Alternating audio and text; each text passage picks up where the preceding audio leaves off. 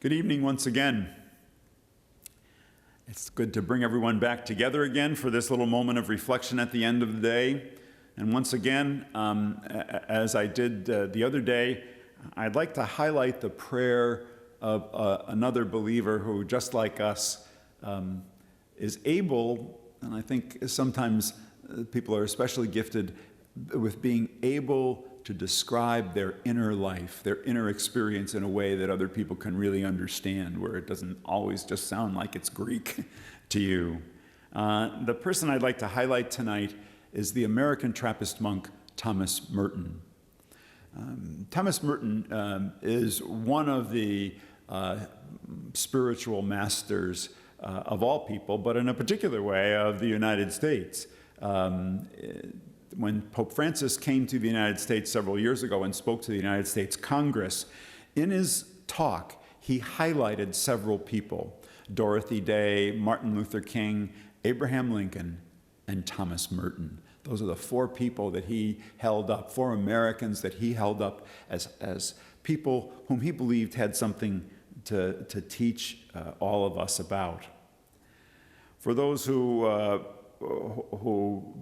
may not know much about Thomas Merton, let me just give a little thumbnail biography of him. It's actually found, he wrote his autobiography and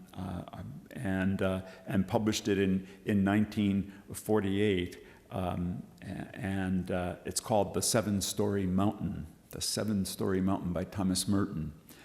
Later on in his life, Merton would come to look back at that, since it stopped in 1948, right after he entered and became a Trappist monk at the monastery of Gethsemani, which is just outside of Louisville, Kentucky.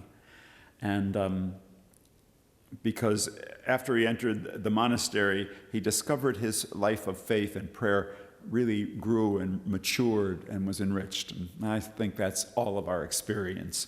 When we look back at the faith we had as children, and we wonder, why isn't that working for me now that I'm 30, 40, 50, 60 years old? Well, it's not meant to. Faith formation is an ongoing process, as we say around here a lot, which is why we have an intergenerational catechesis program, not just for little kids, but really for all of us. As we grow through experiences and life, as we mature as a human person, we also mature as a believing person, as a person of faith. Thomas Merton, at some point in his life, at all points in his life, seemed restless. We talk about the restlessness that St. Augustine of Hippo talked about in his own Confessions of St. Augustine, his own autobiography. And Thomas Merton exemplified that perfectly. Maybe that's why Merton identified so much with St. Augustine. He, again, lived this life as his mother died when he was very young, and then his father was kind of wandered around, and he brought Thomas Merton with him, and then his father died, and then in World War II, his only sibling, his brother, was killed. So he really was restless for connection with other people, and found that great connection in God. He went from he was raised as a kind of a nominal Christian. His parents weren't terribly active or engaged in their faith. And then he kind of grew through life experiences. And like St. Augustine, he had a whole wild streak in him. And at some point in time, met somebody when he was a college student at Columbia University. One of the philosophy teachers there really took him under his wing and helped him to take his reflections and really consider that for his own life. And he believes that he was led to God in that. And after a little while, became a Trappist monk, a very strict religious order that lives a cloistered life. And he entered the Abbey of Gethsemani in Kentucky, as I said, just outside of Louisville.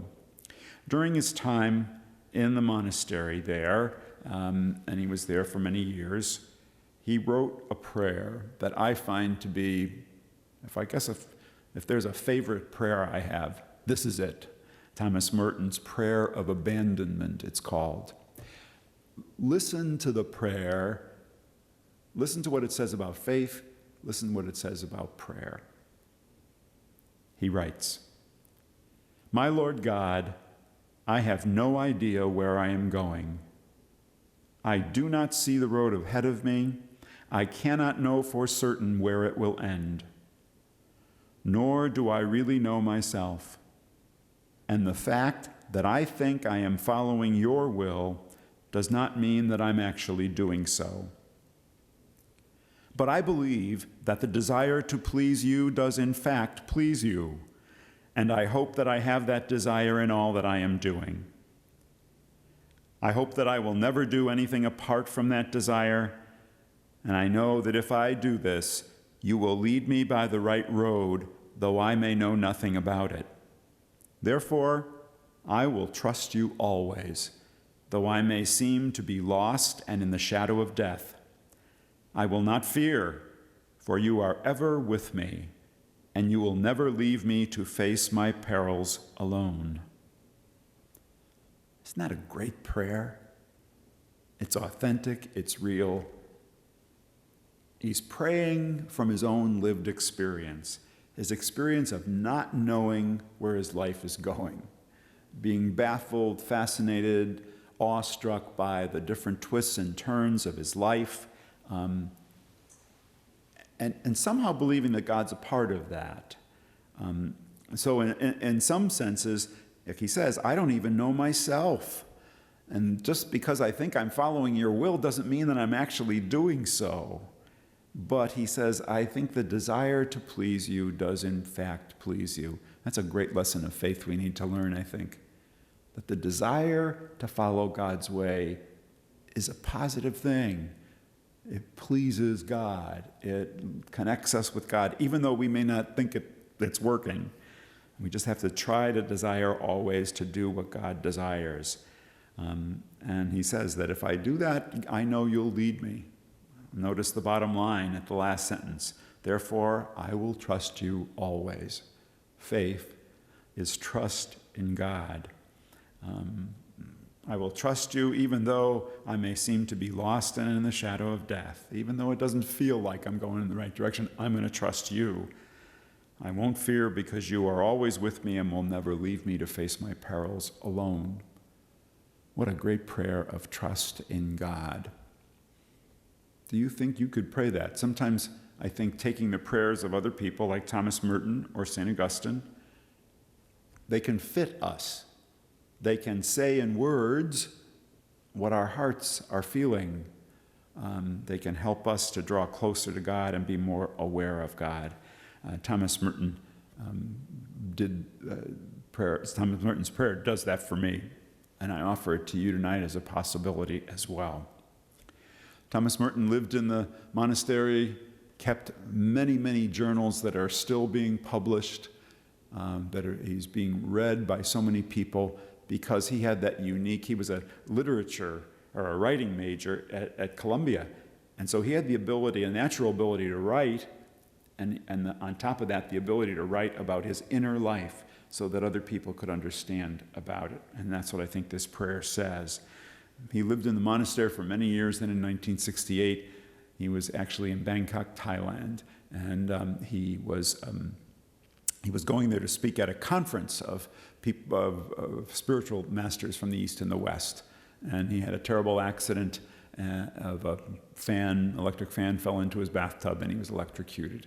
So he died in 1968, but his legacy still lives on in his writings and his reflections, and I believe in this prayer of abandonment that I just shared with you. Maybe it touched you. Maybe you want to take it and look it up. Google it. It's Thomas Merton's Prayer of Abandonment. Try it on for a while and see if it might be helpful to you, especially if you don't know where your life is going and you want to trust God more.